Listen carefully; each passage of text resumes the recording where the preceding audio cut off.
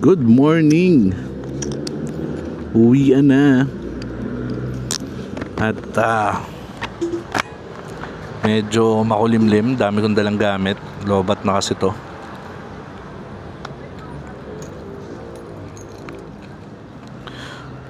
Uwian na.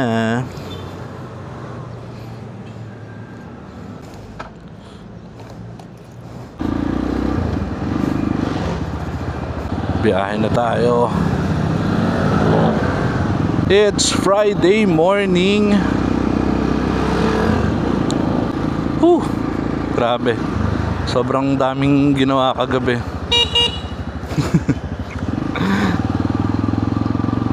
Si TL Cat. And kasama natin yan sa trabaho. Friend yan ni Labi Dudes. Shout out kay TL Cat. Hindi ko alam kung nakita sa video eh. Anyways, so eto na nga, sobrang tagal kong hindi nakapag gawa ng mga videos kasi nga ulan ng ulan. So nangyayari, nagko-commute ako. Pero kagabi ginawa ko, masok ako ng mas maaga para di ako abutan ng ulan. Buti na lang ngayong umaga hindi na rin masyadong maulan. Wala na nga eh, kanina parang madaling araw yung huling buhos ng ulan eh. So isa pang reason bakit ngayon gumagawa ako ng video, dahil meron tayong bagong camera. Hindi pala, meron tayong bagong mic. Yun, same brand ng camera natin. So nung nakaraan kasi gamit kong mic is lavalier mic na wired siya, nakakabit dito sa camera. So nahirapan din ako doon kasi nga since wired siya, nakabukas yung saksakan ng USB ng Type-C. So hindi siya waterproof, nag-uulan, so hindi ko magamit. Ngayon eto, wireless siya. At ang ginagawa ko is kiniklip ko siya dito sa loob ng helmet para kahit umulan makapag-video ako, kasi yung camera is nakasara yung saksakan ng USB. So pwede pa rin mag-video. Naka-wireless naman tayo, sasara ko lang yung visor ko. Kapag kasi nakasara yung visor, syempre hindi na mababasa yung wireless mic sa loob. Pero kapag sobrang lakas ng ulan, wala tayong no choice kundi huminto. Kasi nga syempre papasok yung tubig, mababasa pa rin yung wire, yung mic, kasi nandito lang siya sa loob. At isa pa, kaya excited talaga akong maggawa ng content ngayon, ng video, kasi pwede na akong magsalita kahit yung camera ko is nandito sa handlebar. Kasi usually nandito siya naka-chin mount siya dito sa helmet ko. Pero ngayon, since wireless yung mic natin, kahit ilagay ko siya dito, nakapagsalita pa rin ako. So sobrang excited ako. Yun nga lang, di ako masyadong nakagawa ng mga video sa office. Yun sana yung bala ko kasi wala, sobrang dami kong meeting kanina. Grabe yung meeting ko kanina. Simula 11 PM Manila hanggang 1:30 AM Manila. Walang tigil yon, as in walang idle time.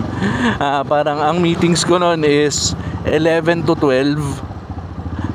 Pero ang ginawa ko, umattend ako sa meeting ng 11 to, kasi dalawa magkasabay isang 11 to 12, isang 11 to 11:30. So ang ginawa ko, umattend ako ng 11 to 11:30. Pagkatapos sabay ako umattend dun sa isa pang meeting nung 11 to 12. Tapos nung nasa meeting na ako ng 11 to 12, ang kasunod kong meeting ay 12 PM Manila. Tama ba? 12 AM na yata yun. Manila, madaling araw yan. So 11:55, malis na ako doon sa isang meeting. Pasok naman ako ng meeting ko ng 12. Tapos yung meeting na yun is 12 to 12:30. After nun, meron akong 12:30 to 1:30. So 1:30 na ako nakapag-lunch. May pakain pa naman doon sa amin. May lunch kami doon, pero hindi ako nakakain kasi nga hindi ako nakasama. Wala, sobrang busy. Ganun talaga. We have to choose our meetings, kung ano yung importante, yun yung a-attendan natin. Wala, sobrang nagkasabay-sabay pa eh. 3 yung managers meeting. So yun yung mga hindi ko pwedeng lagpasan. Yung ibang meeting, ano lang naman yun, hindi ganun kabigat.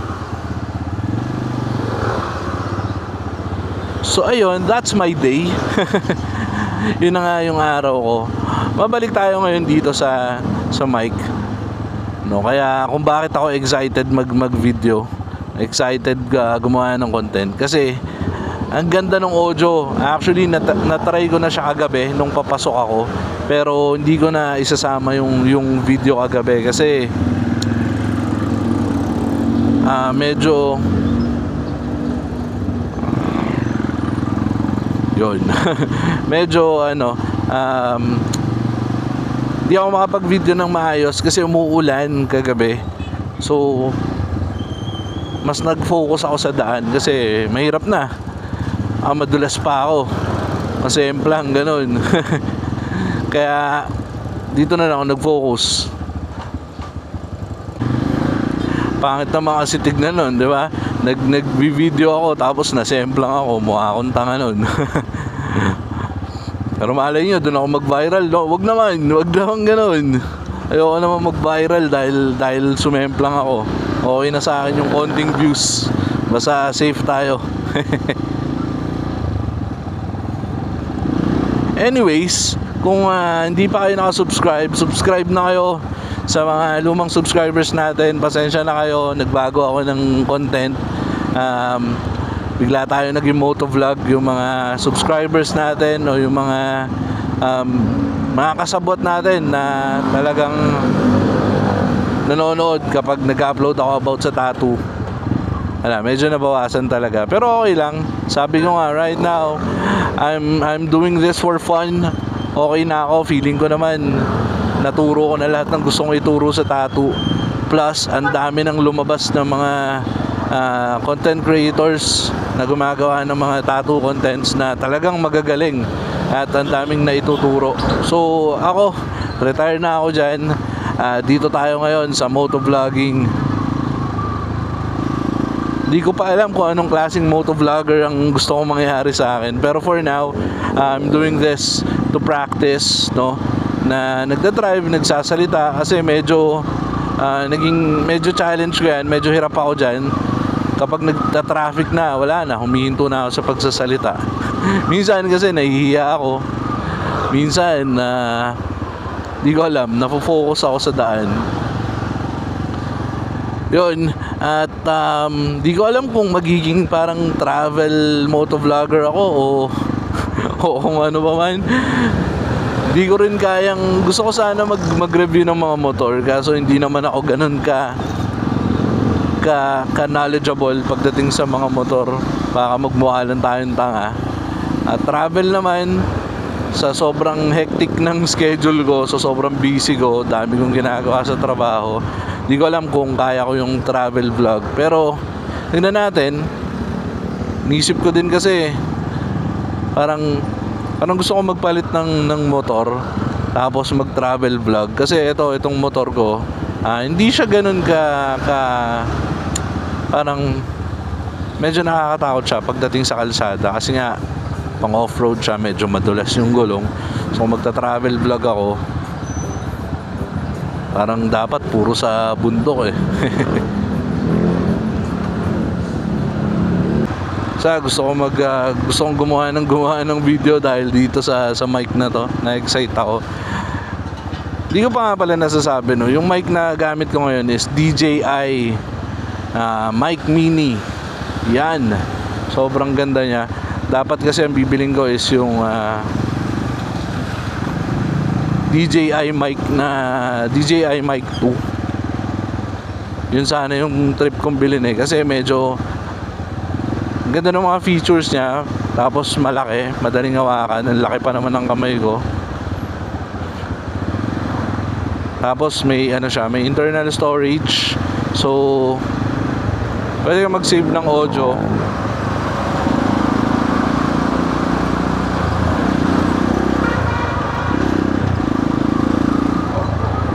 Ayun, tapos meron siyang 32-bit float na basta yun. So maganda siya. Pero ang maganda naman dito sa DJI mic mini is meron din siyang parang safety feature na pwede niyang pag naka stereo mode ka, pwede ka mag-record. Dalawa yung recording niya, yung isa malakas, yung isa mahina, para kapag sumobra lakas ng audio, pwede mong gamitin yung isang audio na mahina. So yun yung feature niya. Tapos isa sa pinaka-paborito ko is yung anti-clip. So para hindi nababasag yung tunog kapag lumalakas yung boses.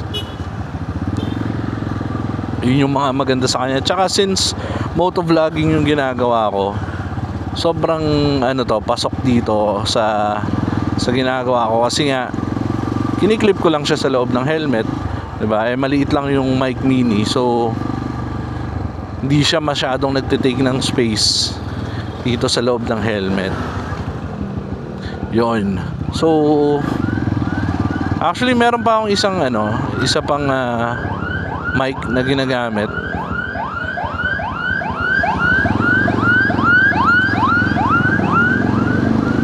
May precision pa nga. Ano bang meron ngayon? Ayun, balik tayo sa usapan. Meron pa isang mic na ginagamit. Wireless mic din siya. Ang problema ko lang doon kasi kailangan niya ng receiver. So kailangan ko pa magsaksak ng receiver dito sa mic. So nonsense din, ganun din. Nakabukas din yung USB port niya. Eh gusto ko nga sana mas safe sa ulan, 'di ba? Kaya ito yung pinili ko. Tsaka isa pang problema doon sa isang mic, masyadong malaki yung ano niya, yung parang wind muff niya, yung dead cat. Kapag ganun kasi, nahihirapan akong ilagay dito sa loob ng helmet. Tapos masyado siya, nakikiditi ako, kumakas ka sa labi ko.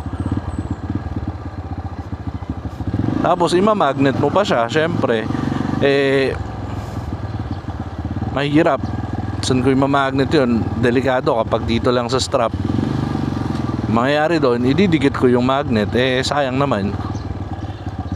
Pwede naman, bibili ako ng ibang magnet, tapos yung ididikit ko, kasi ganun yung bahala ko dito eh.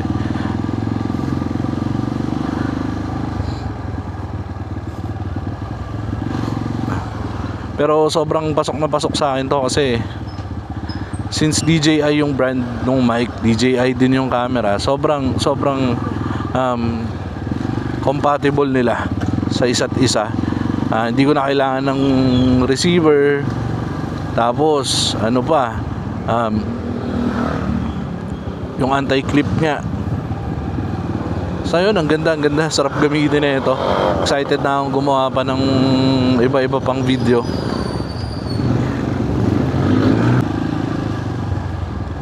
So, bili tayo muna ng inuutos ni Labi Dudes. Bili daw tayo ng ulam. Bili na lang siguro ng patatas at ng sibuyas. Maggisa na lang tayo ng corned beef. Dito tayo sa gilid sa paborito natin bilihan.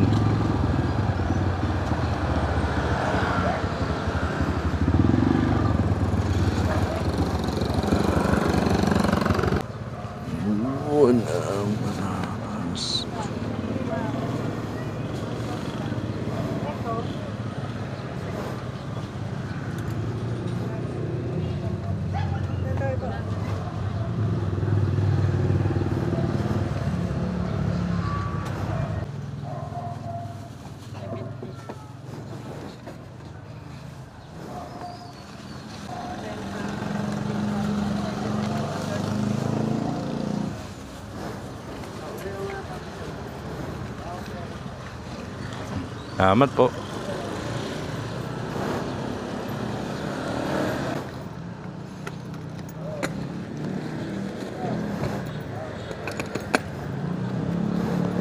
Okay, let's go.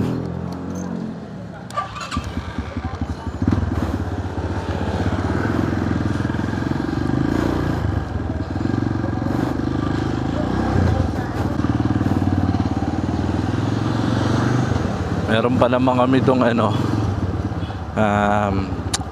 Highlands yata yung corned beef sa bahay. Corned beef, tapos mainit na kanin. Sarap. Although kumain ako kanina. Napakain ako eh. Napagod kasi ako sa mga meetings. Usually hindi naman ako kumakain sa office. Kaso pag ganon, wala, kain talaga. So balik tayo sa usapang audio. Yan. Sana nagugustuhan yung audio natin. Sana mas maganda. Isa pa kasing problema ko nung naka-lavalier ako, parang sobrang linis ng tunog niya. So ang nangyayari, para akong nagvo-voice over. So nawawala yung ambient noise, yung tunog ng makina ng motor, yung tunog ng kalsada. Yun yung nagpapa-motovlog sa audio eh. Kapag walang ganon, parang ang corny, ang pangit. Parang hindi motovlog. Para sa akin, yun yung nasa isip ko. So mas gusto ko yung ganito. Hindi ko nga ito nilalagyan ng noise cancellation eh. Pag nilagyan ko ng noise cancellation, baka mabawasan yung tunog ng kalsada. Na-check ko din naman kanina, kahit nakabukas yung visor ko, yung hangin hindi naman siya dinig. Kasi nga naka dead cut naman ako. So maganda pa rin yung audio niya.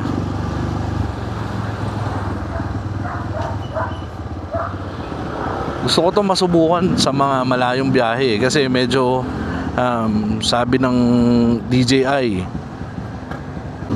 umabot daw to ng up to 10.5 hours. So feeling ko kapag ganon, di ako mamumroblema sa mic eh. Ganon din kasi yung isa kong wireless mic, ang tagal ng battery, sobra.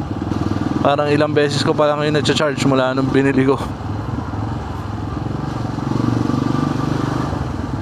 Ayan. Isang downside lang dito is since yung etong gamit kong camera is Osmo Action 4, isa lang yung pwedeng i-connect na mic.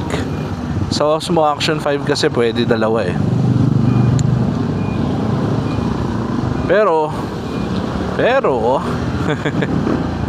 pwede ko naman ikabit yung receiver para dalawa yung mic. Siguro try ko yun kapag kasama natin si Labi Dudes, kapag bumiyahe tayo, para nakakapagsalita kami parehas. So feeling ko kapag ganun, magkakakanta lang yun eh. Yes sir, nakauwi na tayo. So dito ko na puputulin yung video.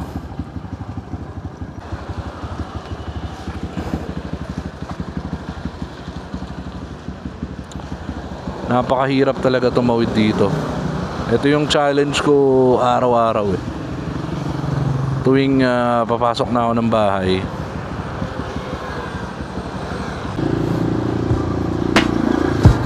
Whoop, yeah.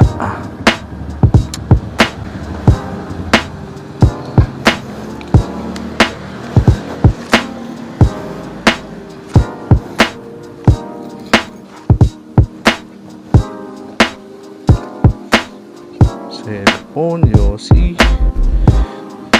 headphones, ulam, mic. Okay na to.